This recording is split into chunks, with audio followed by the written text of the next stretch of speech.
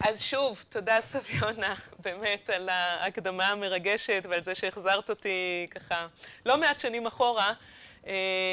ואני חושבת שזה לא סתם שאנחנו נפגשות שוב ושוב, וזו באמת זכות גדולה עבורי לבוא כאן ולדבר בפניכן, תנועה שאני מאוד מאוד מזדהה איתה. ותנועה שאני גם מודעת לחשיבות שלה לא רק בהקשר המקומי הלוקלי, אלא באמת גם בהקשר הגלובלי, וזה הרי חלק מהתמות שאני ארצה לדבר עליהן היום, ולקשר בין העשייה שלי, העבודה שלי, הראייה הגלובלית, הבינלאומית שלי, חוצת גבולות, חוצת מדינות, לבין המעורבות המאוד מאוד עמוקה שיש לי גם ברובד האישי וגם באמת בהיבט המוסדי, מרכז רקמן שהייתה לי הזכות להקים אותו, וכמו שסביונה אמרה, העבודה שלנו היא בוודאי לא עבודה אישית, היא עבודה של צוות, והיא עבודה שהיא תמיד עם הרבה שיתופי פעולה עם ארגונים נוספים מחוץ לנו, וכל הצמתים האלה, כל הממשקים האלה, כל העת, ככה עושים את הריקוד העדין הזה בין מה שבפנים, בין הפרט, בין הרובד האישי המשפחתי, לבין החוץ, לבין הציבור, הפומביות, וגם בין המקומי מאוד, הישראלי, מה שנראה לנו לעתים גם מאוד מאוד ייחודי לישראל, אבל כמו שאני ארצה להראות בהרצאה שלי, הוא לחלוטין לא ייחודי לישראל, ואם המשפחה היא מיקרוקוסמוס לחברה כולה, אז גם ישראל ומה שקורה בישראל בהקשר של משפחה הוא מיקרוקוסמוס להרבה מאוד מאוד מדינות, ובעצם לגלובלי באופן כללי. אני רוצה להתחיל מכמה סיפורים, שאפשר לקרוא להם סיפורים אישיים מכמה מקומות. אני אתחיל את הסיפור על שרה. שרה ואנדרו מאוד מאוד רצו ילדים, אבל הם נישאו בגיל מבוגר. שרה הייתה כבר בת למעלה מ-40, היא הייתה מורה מבלפאסט, צפון אירלנד. לא היו מאושרים מהם כששרה הצליחה להיכנס להיריון. הציעו לה לעשות בדיקת מי שפיר, דחתה את זה, אבל בשבוע 20 התגלה שהעובר לוקה בסינדרום אדוארדס. סינדרום מאוד מאוד קשה, מאוד אכזרי, שלא מותיר שום סיכוי לעובר להתפתח התפתחות תקינה. ברוב המכריע של המקרים העובר מת עוד ברחם, ואם הוא נולד חי, המוות צפוי תוך ימים ספורים. האחות שביצעה את הבדיקה לקחה את שרה לחדר צדדי, סגרה את הדלת ואמרה לה, You need to go to the mainland. את צריכה לטוס ליבשת, לאנגליה. את לא יכולה להפסיק את ההיריון בצפון אירלנד.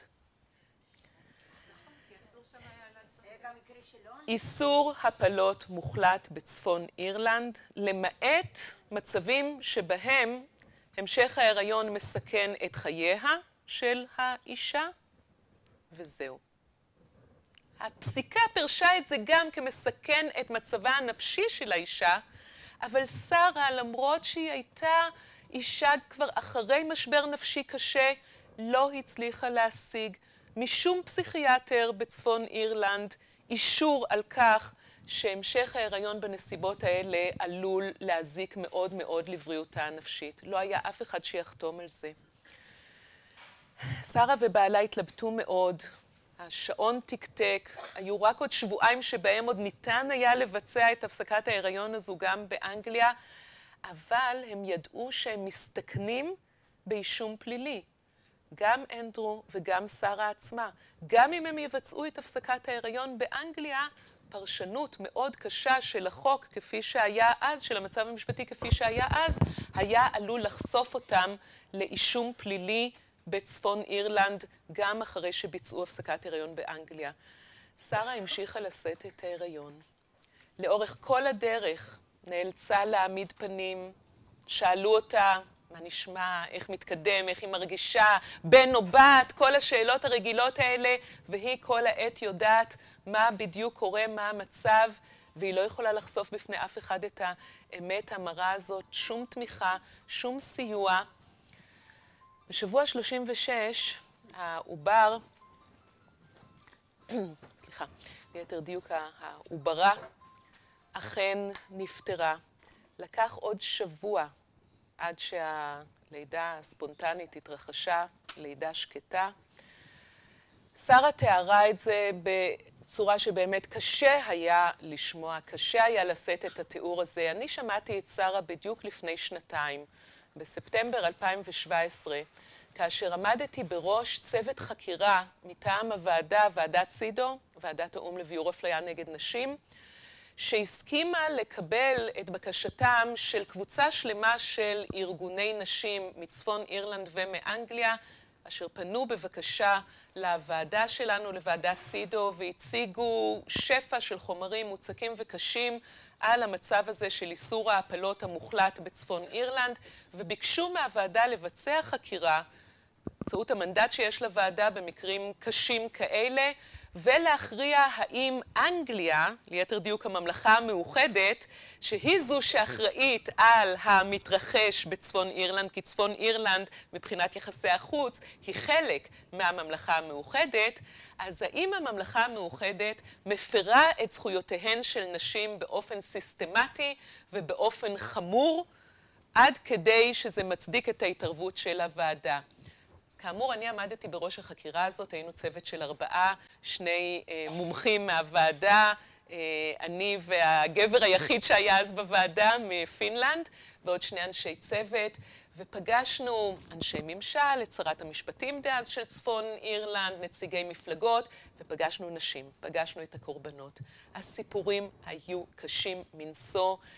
אני עוד זוכרת את שרה דומעת ומתארת איך היא נזקקה לאחר מכן לטיפול, לכדורים, גם לכדורים למניעת חלב, ונקלעה כצפוי למשבר נפשי מאוד מאוד קשה, ועד אותו יום היא הייתה בטיפול, היא לא יכלה לחזור לעבודה, והיא דיברה בכאב מאוד מאוד מר על הלהט הדתי שמסמא את עיני הפוליטיקאים, והופך אותם לעיוורים לסבלן של נשים, ועל כך שבצפון אירלנד נשים הן תו לא מאשר כלי להולדת ילדים, נטולות כל זכויות אדם.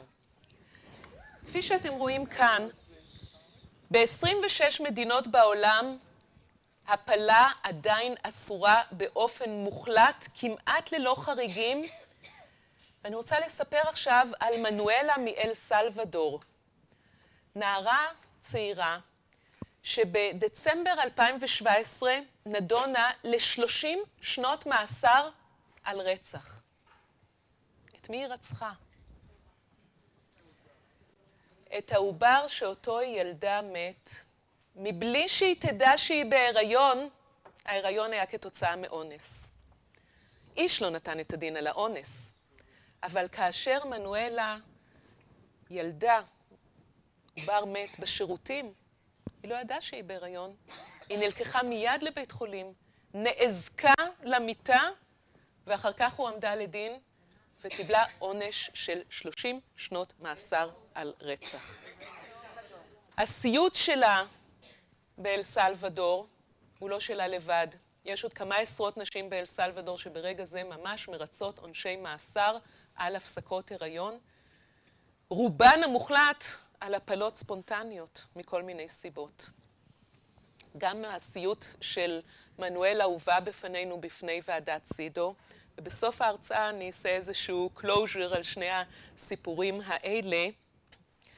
אבל אני רוצה לדבר עכשיו על אינדירה ממלזיה, עובדת סוציאלית בת 35, שיום בהיר אחד השכנות בישרו לה שבעלה נשא אישה נוספת. לא היה לה מושג.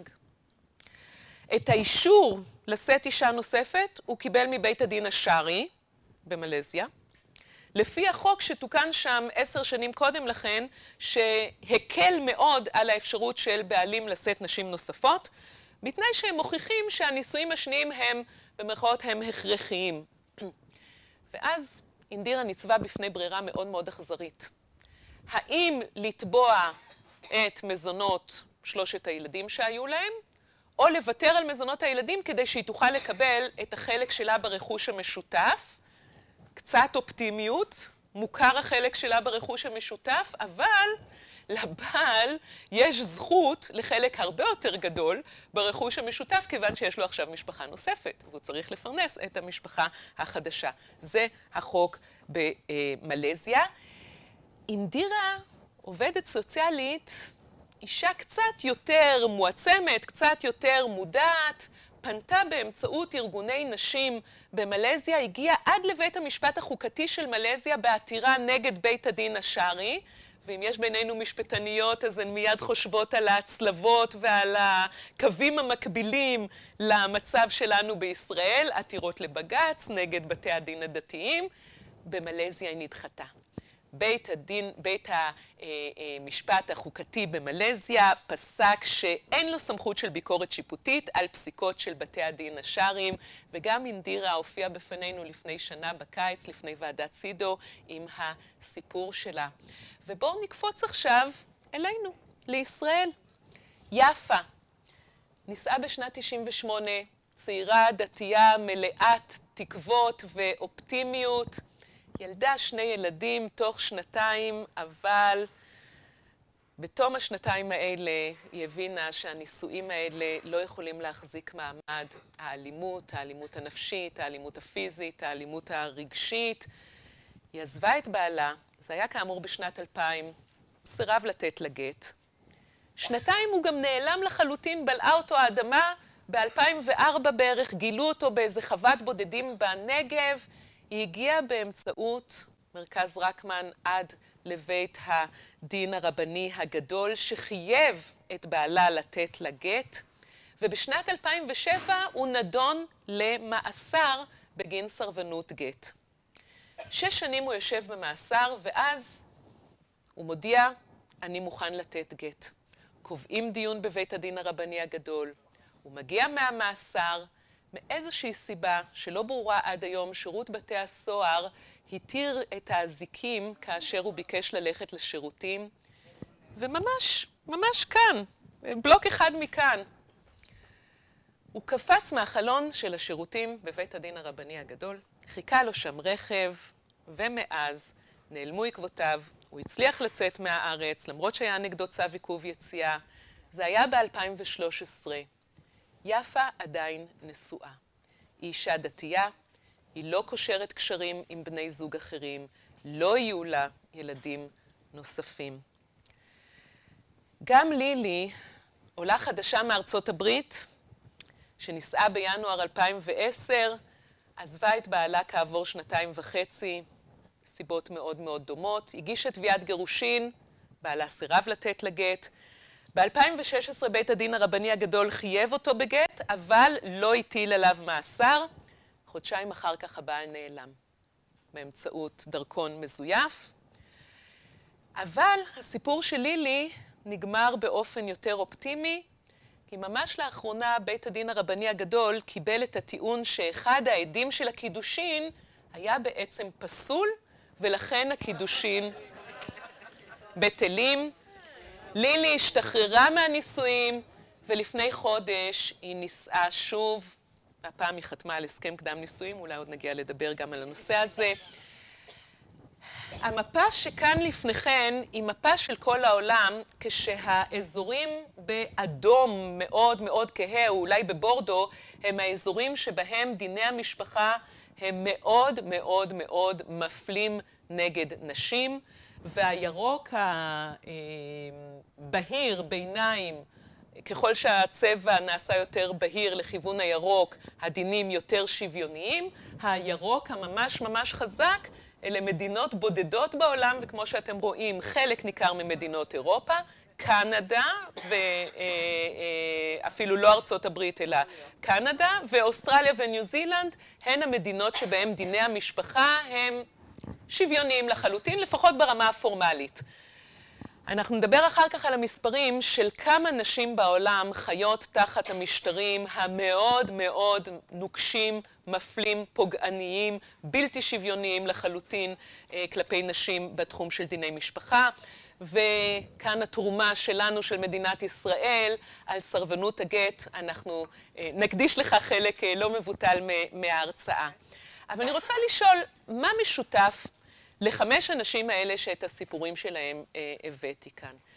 מלב אירופה, כן, צפון אירלנד זה לב אירופה, או מאמריקה הלטינית, או מדרום מזרח אסיה, או מה שנהוג לכנות הדמוקרטיה היחידה במזרח התיכון. צריך לשים פה אולי סימן שאלה על התיאור הזה. אז מה משותף להם מלבד זה שכמו שאמרתי, הסיפורים של כולן נדונו בפני ועדת האו"ם לביעור אפליה נגד נשים, גם הסיפור של לילי וגם הסיפור של יפה הובא לוועדה באמצעות דוח צללים שהגיש מרכז רקמן לוועדה כאשר מדינת ישראל נדונה בפני הוועדה. אבל לא לזה אני כמובן חותרת. מה קושר בין הסיפורים הפרטיים, האישיים, הכל כך קשים וכואבים שלהם? זה שהם לא פרטיים. הם אישיים במובן של הפגיעה האישית והישירה, אבל הם הכי פוליטיים שרק יש. הם הכי ציבוריים שרק יש. הן כולן קורבנות של שליטה גברית על דין דתי או על דין מנהגי, דין שמעוגן במסורת, בתרבות, במדינות שבהן שולט הדין הדתי או המנהג על אותו תחום שהוא האישי והפרטי ביותר, התחום של דיני משפחה. וכמובן, כאשר אני אומרת חוקי משפחה או דיני משפחה, אני כוללת גם את הנושא של חירויות ההולדה, של השאלה האם יש לך שליטה על כמה ילדים יהיו לך ומתי הם יהיו, באיזה מרווחים, או אולי בכלל לא יהיו לך ילדים. כל זה חלק מהתחום של דיני המשפחה במובן הרחב. אז המכנה המשותף של כל הסיפורים האלה הוא בעצם כפול. הוא קודם כל האחיזה, השליטה, האחיזה הפטלית על האישה, על גוף האישה, על חירות האישה, דרך חוקי המשפחה. ודבר שני, אותה אחיזה פטלית ואותה שליטה קשה של הדת, של המסורת ושל המנהגים על אותם חוקי משפחה. ואני חושבת שבאמת הגיע הזמן בסדרת ההרצאות המרתקת הזאת, שאת חלקן אני שמעתי בעניין רב ובצמא דרך השידור ביוטיוב, הגיע הזמן לדבר על המקום הבסיסי ביותר, האינטימי, העמוק והשורשי ביותר לזהות של כל אחד ואחת מאיתנו, ועל האופן שבו השליטה הכפולה הזו מכתיבה, מקרינה ומשפיעה על כל הרבדים בחייהן של נשים, ועל כל מערך הכוחות המגדרי ויחסי הכוח המגדריים בין גברים לנשים. ואני רוצה לחלק את הדברים לשתי רמות, לרמה יותר תיאורטית, מופשטת, ולרמה יותר קונקרטית. נפתח ברמה התיאורטית משפע, מים הכתיבה הפמיניסטית על דיני המשפחה. בחרתי להביא כאן שתי כותבות, שתי הוגות, קייט מילט וקרול פייטמן, שתיהן מארצות הברית, הפמיניזם של שנות ה-70 וה-80. הספר הידוע ביותר של קייט מילט, The Sexual Contract, החוזה המיני. המוסד העיקרי של הפטריארכיה הוא המשפחה. המשפחה היא בעת ובעונה אחת בבואה של החברה הרחבה, והקשר אליה היא יחידה פטריארכלית בתוך השלם הפטריארכלי. השלם הפטריארכלי, החברה למעשה מתובנתת ומעוצבת בדמותה של המשפחה. ויחסי הכוח במשפחה וחלוקת התפקידים במשפחה למעשה מושלכים החוצה לחיים החברתיים כולם, ולאופן שבו החברה כולה מכוננת את היחסים בין המינים, ובעיקר את אותה חלוקה שבוודאי פגשתן אותה כבר הרבה מאוד, החלוקה הדיכוטומית בין הפרטי לציבורי. הפרטי זה המשפחה, זה הבית פנימה, הציבורי זה כל מה שמחוץ למשפחה. וקרול פייטמן בספר Sexual Politics, פוליטיקה מינית, מדברת על הסיפור של כינון המשפחה בתור אותה מהות secluded, מהות שנמצאת מחוץ להסדר המדינתי, מחוץ להגעה של המדינה, מחוץ לכאורה, כביכול, מחוץ לשליטה של החוקים ולהתערבות של המדינה, היא מדברת על נקודת הזמן ההיא בהיסטוריה המערבית, זה בעיקר סיפור מערבי, נקודת הזמן ההיא בהיסטוריה המערבית בתור נקודת הזמן המשמעותית ביותר לעיצוב הקו המפריד הזה בין הפנים לבין החוץ. והיא מדברת על כך שהחלוקה הדיכוטומית הזאת בין הפרטי לבין הציבורי היא זו שיכלה ליצור להביא לכוח הפוליטי הכל כך שונה, הכל כך מובדל בין כוחן של הנשים לעומת כוחם של הגברים, ולבנות את זה בדרך שנראית לנו כביכול טבעית וכביכול מובנת מאליה. כי אותם הסדרים, אותם יחסי כוח במשפחה, שבתודעה שלנו נתפסים כמובנים מאליהם, כאוניברסליים, כמוצדקים, כחוק הטבע, ברגע שאנחנו מקבלים את ההפרדה הזאת, את הדיכוטומיה בין הפרטי לציבורי, אז אפשר לראות איך ההמשגה הפוליטית מאמת את יחסי הכוח האלה גם לשאלות החברתיות הגדולות הרבה הרבה יותר.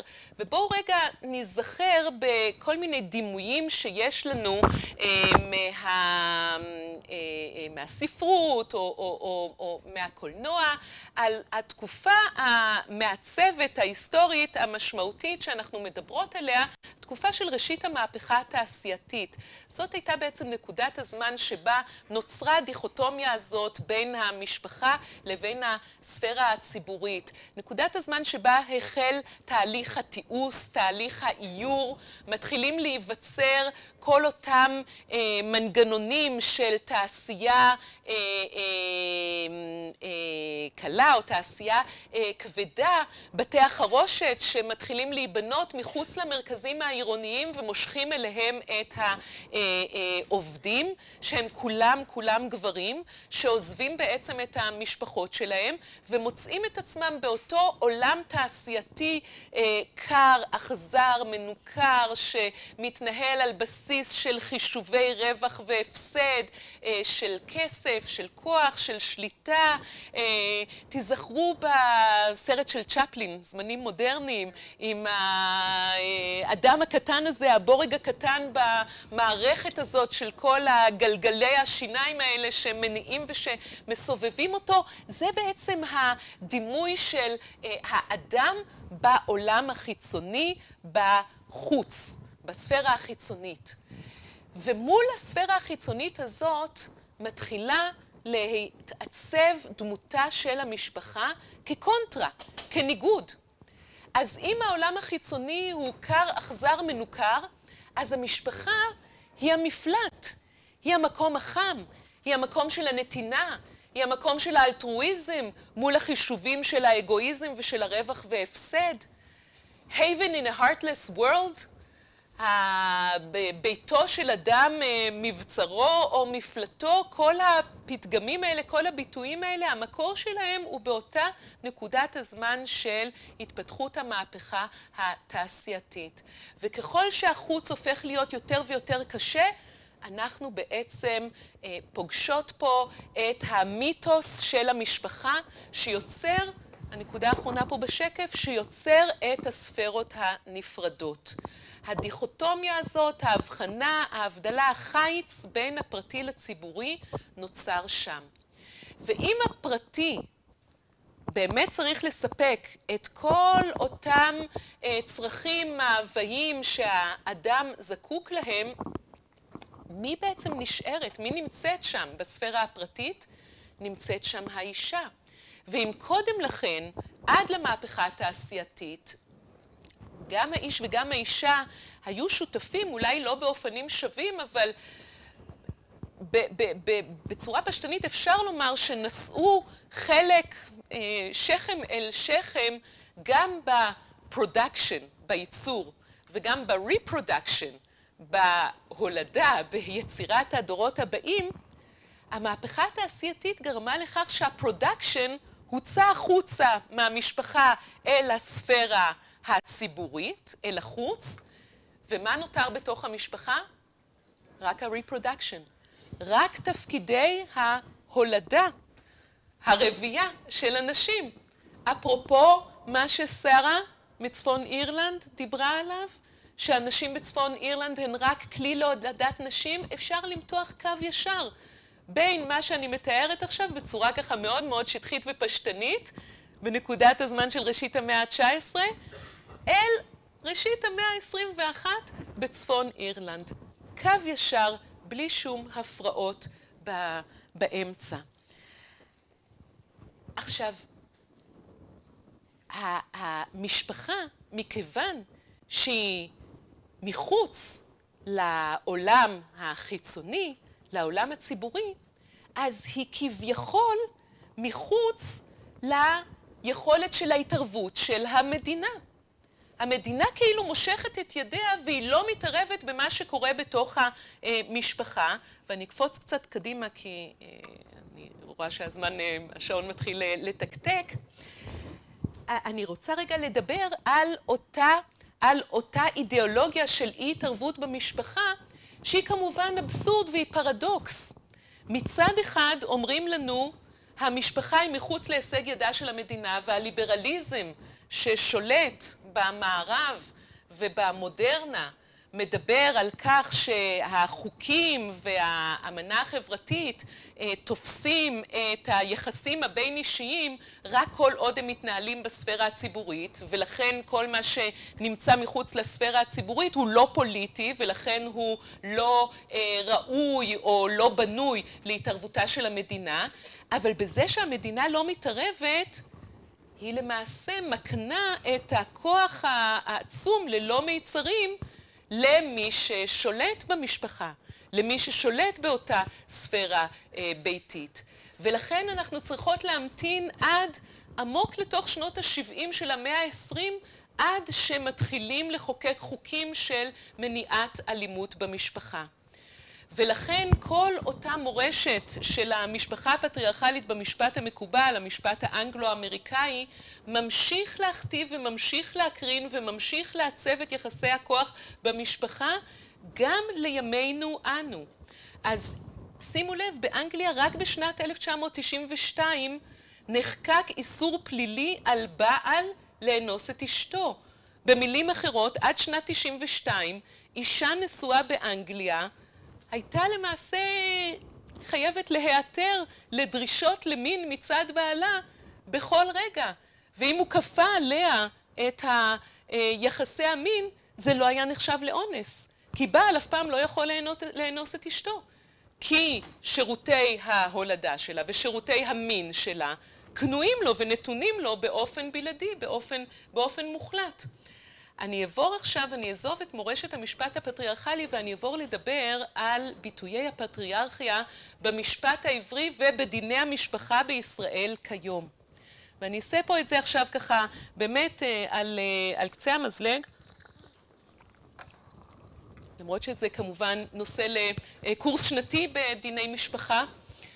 אבל אם אנחנו מסתכלות ככה, לוקחות מבט אחד אחורה, ומסתכלות על המערכת של דיני המשפחה במשפט העברי, כפי שהם גם מיושמים כיום על בידי בתי הדין הרבניים בישראל, שיש להם שליטה מלאה מוחלטת על נישואין וגירושין בין יהודים בישראל, אנחנו יכולות לראות איך בעצם הכל בנוי, הכל מתוכנת, הכל מתובנת, להבטיח את השליטה המלאה של הבעל באישה, שרוכש בה בעלות, או ליתר דיוק רוכש בעלות על כישורי ההולדה שלה, אבל במובנים מסוימים גם רוכש בעלות על חירותה, כשהביטויים הקשים ביותר הם אותם סיפורים של לילי ויפה שאיתם פתחתי את ההרצאה. כשהכל בעצם מובטח לדבר אחד, להבטיח שהילדים של האישה הנשואה יהיו ילדיו של הבעל שלה ולא חלילה ילדים של איש אחר, וכשאנחנו עוקבות אחרי דיני הירושה, ואין לי זמן עכשיו לעבור איתכן על זה, גם במשפט העברי וגם בשיטות המשפט הדתיות האחרות הקיימות בישראל, הדין המוסלמי, ואם אנחנו עוברות להסתכל על אפריקה או על דרום מזרח אסיה, אנחנו רואות שבעצם הקו המנחה את כל הדינים האלה הוא להבטיח את ההורשה הזכרית, את הקו הפטריליניאלי של העברת הרכוש מדור לדור. בעשרות מדינות היום שנשלטות על ידי הדין השרעי, הדין המוסלמי, בתחום הזה של דיני משפחה, אין לנשים זכות ירושה.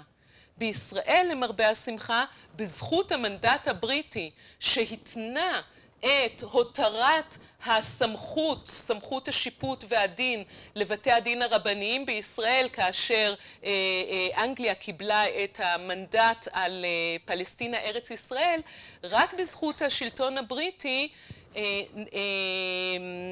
ויתרו בתי הדין הרבניים על אותו דין שקובע שבת למעשה לא יורשת, ודיני הירושה בישראל כיום הם שוויוניים. אבל דיני המשפחה בישראל היהודיים עדיין מאוד מאוד מפלים ומאוד מאוד קשים נגד נשים. הכניסה לקשר הנישואים היא כניסה חד צדדית, הבעל למעשה קונה את האישה בקניין הקידושין, הוא מקדש אותה באמצעות מעשה הקניין, והביטוי החריף ביותר של הקניין הזה הוא אי היכולת של האישה לצאת מקשר הנישואין ללא הסכמה מלאה של הבעל, ללא מתן הגט ממנו אליה ברצון חופשי של הבעל, כאשר לכל אורך הדרך יש לנו קוד כפול של התנהגות מינית. סטנדרט ההתנהגות המינית הנדרש מן האישה שונה לחלוטין מסטנדרט ההתנהגות המינית הנדרש מן הגבר. האיש יכול לקדש כמה אנשים שהוא רוצה, הוא יכול לקיים יחסי מין עם כמה נשים שהוא רוצה, ובלבד שאותן נשים כמובן לא תהיינה נשואות לאיש אחר.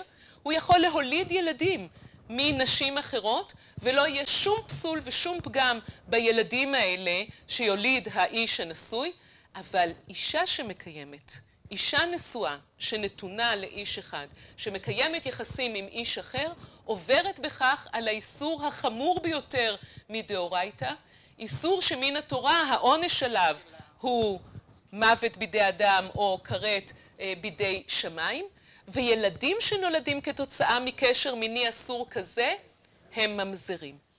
והממזרות היא הכתם החברתי הקשה ביותר שעובר מדור לדור.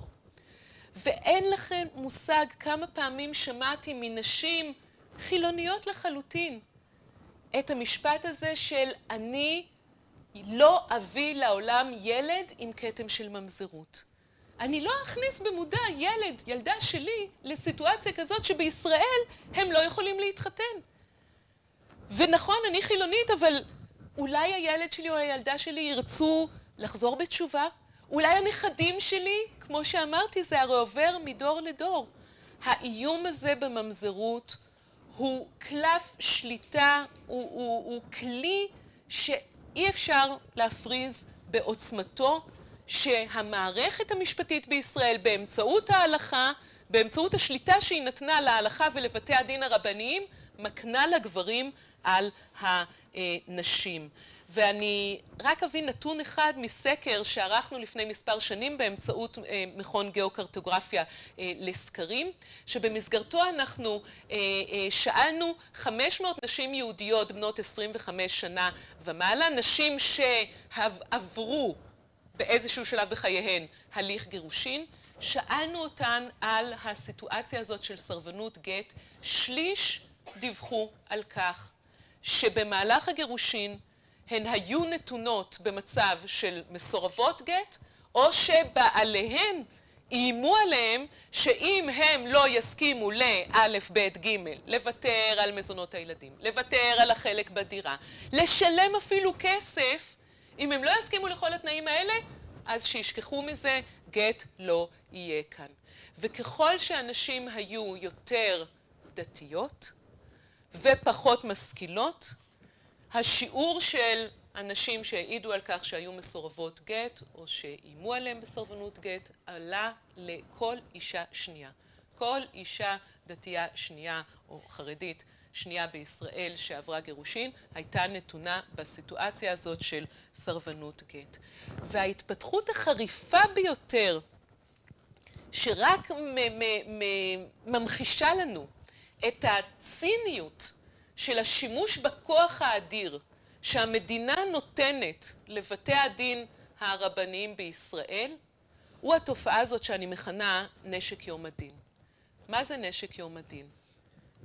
נשק יום דין אנחנו יודעות, זה נשק שאחריו כבר אין כלום, נכון? ושמשתמשים בו בעיתות קיצון. נשק יום הדין של בתי הדין הרבניים, לאמיתו של דבר של גברים בישראל, אומר שכאשר נשים נכנעו לתנאים שבעלים הציבו כדי לתת גט, אבל כעבור מספר שנים ראו שאולי אני לא יכולה באמת לגדל 4 ילדים מ3,000 שקל בחודש, כשאני בקושי מרוויחה 6,000 שקל בחודש, וויתרתי על החלק שלי בדירה המשותפת שלנו, ואז אני פונה בשמם של הילדים לבית המשפט לענייני משפחה, כי בישראל יש גם בתי משפט לענייני משפחה, לצידם של בתי הדין הדתיים, אלא שבתי המשפט לענייני משפחה אין להם סמכות לדון בנישואין ובגירושין, אלא רק בכל העניינים הנלווים לגירושין, וגם זה אם הסמכות לא הוקנתה קודם לכן לבתי הדין הרבניים. אבל לילדים בישראל יש זכויות עצמאיות, והם לא כפופים בהכרח להסכמות ולהסכמים בין ההורים. אז אני פונה לבית המשפט לענייני משפחה בשמם של הילדים ומבקשת הגדלת מזונות. ואז מה עלול לקרות? עשרות נשים בישראל, גרושות, מצאו את עצמן במצב שבו הבעל, בסיטואציה כזאת או דומה לה, הולך לבית הדין הרבני וצועק גוואלד, היא רימתה אותי. אני חתמתי על הסכם שאומר שאני משלם רק 3,000 שקל לחודש ל4 ילדים, ועכשיו בית המשפט לענייני משפחה מטיל עליי 5,000 שקל לחודש. אם הייתי יודע מראש שאני אחויב בעתיד בסכום גבוה יותר, אני לא הייתי נותן גט. ובית הדין הרבני מקבל את הטיעון הזה ומבטל את הגט רטרואקטיבית. עכשיו, כשאני מספרת את הסיפורים האלה לקולגות מחוץ לישראל, הם לא רק נדהמים כמוכם, הם אומרים, אבל זה פשוט, זה לא יכול להיות. משפטית, זה לא יכול להיות. בשיטות משפט מתוקנות, זה באמת לא יכול להיות. בישראל זה יכול להיות, וזה קורה, ואנחנו הצגנו לא מעט נשים כאלה במרכז רקמן וארגונים אחרים של יד לאישה ומבוי סתום, ייצגו לא מעט נשים כאלה, וזה נכון שיש גם לא מעט דיינים בבתי הדין הרבניים שלא מוכנים לעשות שימוש, וכמו שהרב דיכובסקי בשעתו אמר, יש גט, ויש עניינים אחרים, ויש זכויות הילדים, ואין קשר בין הצדדים, ואם ניתן הגט, אז אי אפשר לבטל אותו רטרואקטיבית, וכל המלחמות האחרות על מזונות, על רכוש וכולי, יעשו בנפרד, אבל יש עדיין דיינים שכן עושים בכך שימוש, והם עושים בזה שימוש כדי לנחס לעצמם בחזרה שליטה על תחומי סמכות שהמערכת האזרחית נטלה מהם. כי אתם צריכות להבין, המלחמה שמתרחשת בזירת הגירושין בכל מקום בעולם היא למרבה הצער, בחלק גדול מהמקרים, מלחמה, מלחמת מינים, מלחמה בין נשים לגברים, אבל בישראל זאת זירת מלחמה כפולה, כי היא גם זירת מלחמה בין המערכת הדתית, הרבנית, בהקשר של 80% יהודים בישראל, לבין המערכת האזרחית. ומי שמשלמות את המחיר אלה הנשים והילדים, כי בשתי זירות המלחמה האלה הנשים הן בעלות הכוח הפחות, הנמוך, וזה הכל מחזיר אותנו לאותם שורשים של ההפרדה הזאת בין הפרטי והציבורי, הצורך בהבטחה של השליטה המלאה של הגבר על הספירה הפרטית, ולכאורה אי התערבות המדינה בשאלות של שוויון ושאלות של צדק במשפחה, כי המשפחה היא כאילו לא פוליטית.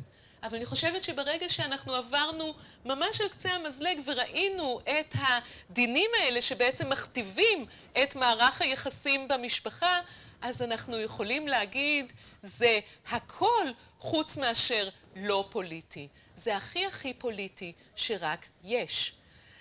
עכשיו, אני רוצה לתת הצצה על... כן.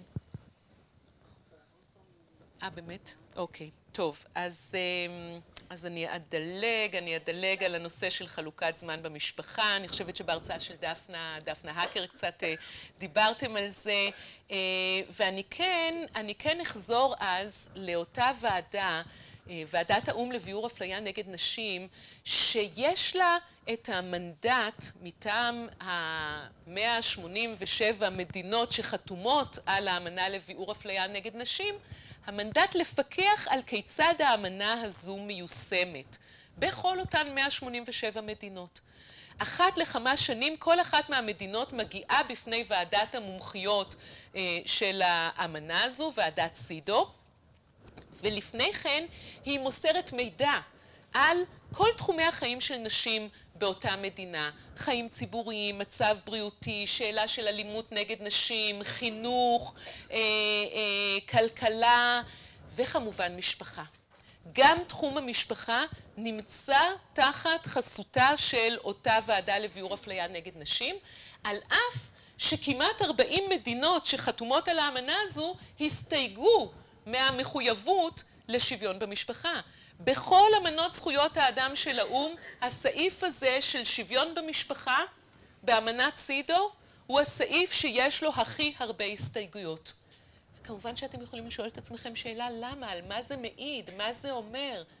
זה אומר שהמדינה ושהגברים ששולטים באותן מדינות לא מוכנים לוותר על מנגנון השליטה הכל כך שורשי, הכל כך עמוק והכל כך מוחלט שיש בהם על הנשים באמצעות השליטה על הנשים במשפחה.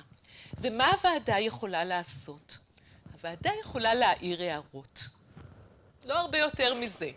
הוועדה מקבלת את המידע מהמדינות שמדווחות, ומארגונים נוספים, למשל, הארגון שלכם, בנושאים שהארגון של 1325 עוסק בו, בנושאים של מעורבות בתהליכים, בנושאים של מעורבות בחיים הציבוריים, אבל גם בנושאים של משפחה, כי אנחנו מבינות עד כמה יחסי הגומלין האלה בין השליטה במשפחה לבין השליטה בספירה הציבורית, עד כמה הם קשורים, עד כמה הם הדוקים. וגם בישראל, הוועדה מקבלת את המידע, למשל באמצעות מרכז רקמן שדיווח על הנושא של סרבנות גט ועל שורה שלמה של נושאים של אפליה נגד נשים במשפחה, ולא רק נגד נשים יהודיות, גם נגד נשים מוסלמיות ובדואיות ודרוזיות בישראל. והוועדה, כמו שהתחלתי, הסיפור שבו אני פתחתי, ואולי אני אסיים בו ואחר כך יהיה זמן באמת לשאלות ולעוד כמה נושאים שלא הספקתי להגיע אליהם, הוועדה גם יכולה לנהל את אותן חקירות במצבים שבהם מתקבל מידע על פגיעה חוזרת ונשנית, סיסטמטית, חמורה ביותר בזכויותיהן של נשים. הוועדה יכולה לקיים חקירה ולפרסם דוח של חקירה, ודוח שמופנה לממשלה ששולטת באותה מדינה שמפרה את זכויותיהן של נשים, והמדינה נדרשת לעשות את השינויים כפי שהוועדה מורה לה. והסיום הבאמת משמח של אותו מצב נוראי של איסור מוחלט על הפלות בצפון אירלנד התרחש ממש השבוע, ביום שלישי בחצות. כאשר בעקבות תהליך שאני באמת, אני ממש גאה ונרגשת לומר, לדוח החקירה שלנו, של ועדת סידו, היה חלק משמעותי בתהליך הזה. הוא נלקח על ידי בית המשפט העליון בצפון אירלנד, ועבר לבית המשפט העליון של אנגליה, וארגונים ומועצת זכויות האדם של צפון אירלנד השתמשה בו ונתלתה בו, ובסופו של דבר המחוקק באנגליה הורה למחוקק בצפון אירלנד לתקן את החוק שאוסר על ההפלות, והתיקון הזה נכנס לתוקף ביום שלישי בחצות, ואין יותר העמדה לדין פלילי בצפון אירלנד על הפסקות הריון ועל הפלות. אז אני אעצור כאן ונעבור לחלק של שאלות.